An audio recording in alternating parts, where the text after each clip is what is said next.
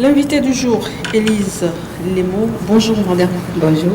Comment vous vous portez? Très bien, merci. Je rappelle que vous êtes la responsable de la structure Nirajou. Oui. Nirajou, là, on comprend ça en français ou bien on comprend ça en autre langue du Togo? Oui, ben, ça se comprend sur les deux plans. Nirajou. Comment on comprend? Je n'ai rien ajouté. Et maintenant, sur d'autres plans? Sur le plan,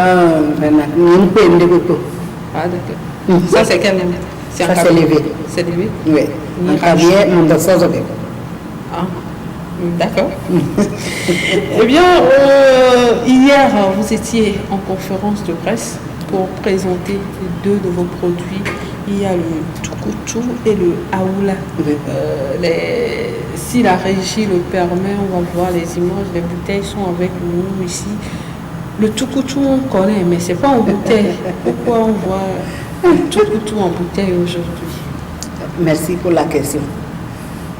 C'est l'innovation de nos produits d'aujourd'hui. On essaie d'innover les produits de l'ancien temps pour aujourd'hui. Alors vous avez parlé de Nirajou, mais le tukutu, ça se prend dans un gobelet. Il y a eu ajout. Non, il n'y a rien d'ajouté dedans. Il n'y a rien d'ajouté. C'est le tukutu que nous prenons à 100 francs là. C'est exactement toujours ça. C'est toujours ça. Et si on ouvre ça maintenant, ça ne va pas faire du bruit? Non, ça ne va pas faire du bruit. Ça va faire du bruit comme si c'était la bière. Et c'est normal. Il n'y a rien d'ajouté dedans. Alors, expliquez-nous. Nous savons que quand vous prenez le tchouk et vous embouteillez ça, vous mettez ça dans un bidon et vous fermez, quand vous ouvrez, ça fait du bruit. Oui. Mais là, vous venez de nous dire que quand vous ouvrez ça, c'est le même bruit que fait la bière. Oui. Comment vous êtes arrivé à faire ça? Bon, c'est des techniques. Ici, c'est la température qui joue sur le produit. Il y a des techniques. Si c'est trop élevé, la boisson peut basculer. Si ça n'atteint pas, ça peut aussi échapper. Donc, c'est la température qui tient le produit au top. Alors, on parle du tukutu d'abord et du aoula. Oui. Quelle est la différence entre tukutu et aoula? C'est vrai, il y a la différence entre tukutu et aoula. La différence, c'est quoi? Tukutu, c'est alcoolisé. Il y a de l'alcool dedans.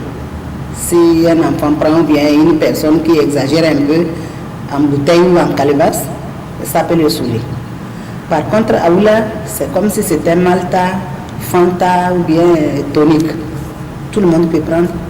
Mais quand on abuse, il y a les verres. Pardon? Quand on abuse de aoula, il y a les verres aussi de l'autre côté. Ou bien on peut en abuser. Les verres? Non, il n'y a rien. C'est le sorgho qui a été travaillé. Donc il n'y a pas quelque chose, il n'y a rien qui a été ajouté dedans, donc il n'y a pas de souci pour la santé dedans. Aucun souci. Aucun souci. Alors, je reviens à ma question. La différence, c'est vrai que il y a une des boissons qui est fermentée, ou bien il y a une des boissons qui saoule et l'autre ne saoule pas. Mais comment vous arrivez à mettre la différence là? Comment on prépare ça pour qu'il y a une qui saoule et l'autre ne saoule pas? Ça, c'est la même chose qui est transformée. Oui. Pourquoi il y a une qui saoule et l'autre qui ne saoule? Le tukutu, on ajoute du ferment dedans. Le ferment, ce n'est pas un produit chimique, non. Comme nos mamans le font au village, c'est comme ça. C'est ce ferment-là aussi qu'on ajoute. Et ça se fermente. Et l'alcool monte dedans maintenant. Il y a du gaz dedans. Et le aoula? Et le aoula, il n'y a rien. Dès que tu le prends au feu et tu le ramènes dans la bouteille, c'est ce que je disais, que c'est sur la température qu'il faut jouer.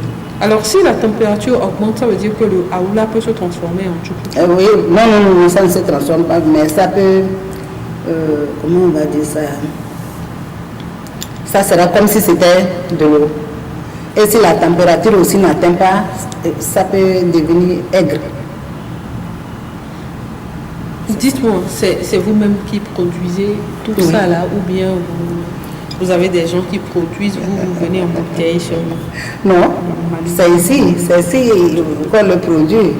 On a une unité de transformation en agroalimentaire digne du nom. On est suivi par ITRA dans le cadre de la propriété. Donc, tous ces deux produits-là vont à l'INH pour les analyses phytosanitaires et après ça vient à ITRA et puis les autres ils finalisent. Alors ce sera comme ça à chaque fois ou bien ce sont les échantillons qui ont été envoyés et après vous avez le feu vert? Non, à chaque production, ils peuvent venir où nous les amenons puisque nous produisons en grande quantité. Et eux-mêmes, ils viennent à la maison, dans l'unité, pas à la maison, ils viennent dans l'unité pour voir les conditions dans lesquelles nous faisons le travail. Donc on est suivi. Dites-moi, souvent quand vous allez dans un coin de Tchouk, il y a une partie là où il y a le feu et autres là, il y a les femmes qui sont toutes en sueur. Est-ce que à votre niveau c'est la même chose ou bien il y a une amélioration? Ici, même si tu viens dans l'unité, tu ne sauras pas qu'on produit ce produit là-bas. Tu ne le sauras pas. Si on ne te fait pas rentrer dans la salle pour te faire visiter. C'est dans une salle? Oui. Ce n'est pas l'air libre avec pas du tout. Les bois? Pas du tout. C'est produit au gaz. Produit au gaz? Oui. C'est produit au gaz. Donc tu viens à la maison, nous sommes là en train de discuter, mais les femmes sont en train de travailler à l'autre côté. Alors, tu ne sauras pas. Quand on dit production, c'est création d'emplois. Oui. Et puis là, on sort un peu de la pauvreté. Dites-moi, combien de personnes vous essayez de sortir de la pauvreté à travers ce projet? À travers ce projet, et cette production. Il y a au moins 5 femmes et 2 garçons. Ces 5 femmes, il y a une qui s'occupe du lavage des bouteilles. L'autre va s'occuper de la germination du mil. Et maintenant, le jour J qu'on doit préparer, 2 doivent être à l'œuvre.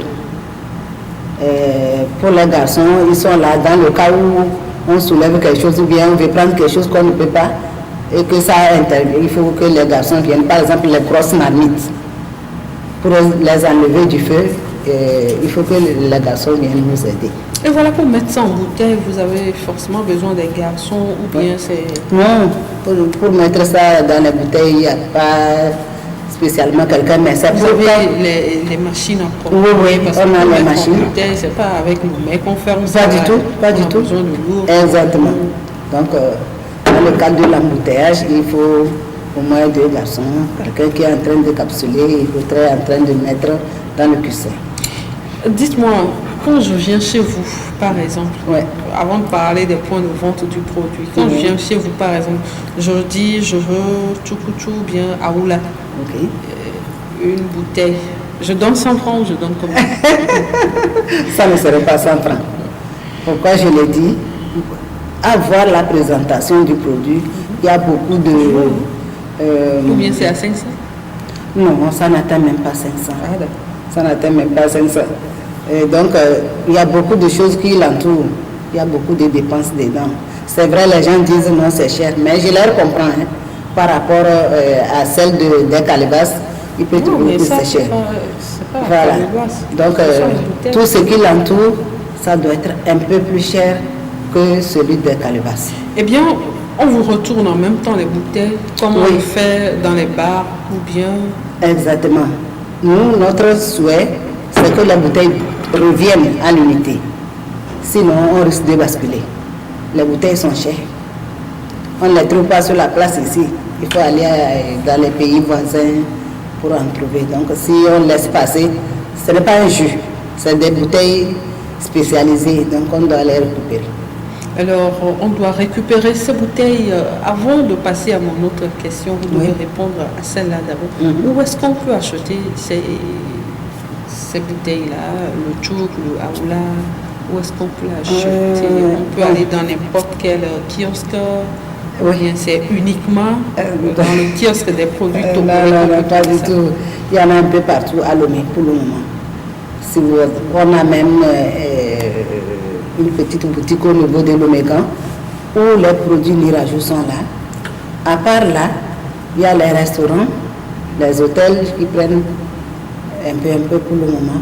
Et bon, on prépare. Et maintenant, la grande partie, c'est au kiosque des produits togolais. Voilà. Chez le confrère Germain. Exactement.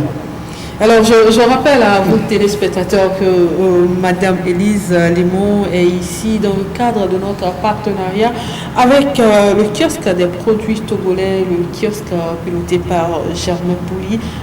Germain qui veut mettre au devant de la scène les producteurs togolais pour qu'on les connaisse et consommer local. C'est dans ce cadre que Madame est avec nous tout à l'heure. Madame Limon, oui. Vous avez dit qu'on peut trouver ça dans les restaurants, dans les boutiques et autres. Là, je m'en vais dans une boutique, je prends 2 ou 3 bouteilles de Aoula. Je rentre avec. Est-ce que je dois laisser la consigne pour que je revienne avec les bouteilles ou bien c'est fini? Ah non. Il y a un prix spécial si je dois partir avec. Si vous voulez partir avec la bouteille, vous allez la consigner. Vous consignez la bouteille. Supposons que j'habite à Toblécopé, mais je vais dans la boutique